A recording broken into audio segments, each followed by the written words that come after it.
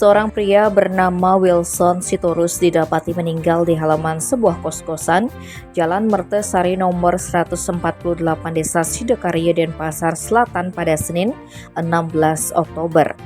Sebelum itu, ia sempat teriak-teriak sambil guling-guling. Kejadian ini sontak menggegerkan para penghuni di kos tersebut dan membuat mereka merasa ketakutan.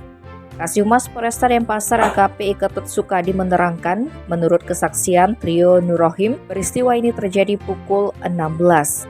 Kala itu saksi yang sedang bekerja menggulung tembaga mendengar suara korban berulang kali meneriakkan nama Tuhan sambil berguling-guling. Saksi takut melihat korban yang seperti merasakan sakit tak tertahankan tersebut dan langsung menghubungi tetangga kos yang lain untuk meminta pertolongan. Tetapi para penghuni kos di sana juga tidak ada yang berani mendekati korban.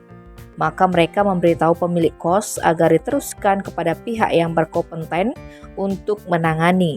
Sayangnya sebelum mendapatkan pertolongan medis, pria yang tampak hanya memakai celana dalam itu sudah meninggal dunia. Kemudian Polsek Denpasar Selatan dan tim identifikasi Polresta Denpasar tiba di lokasi untuk melakukan olah TKP.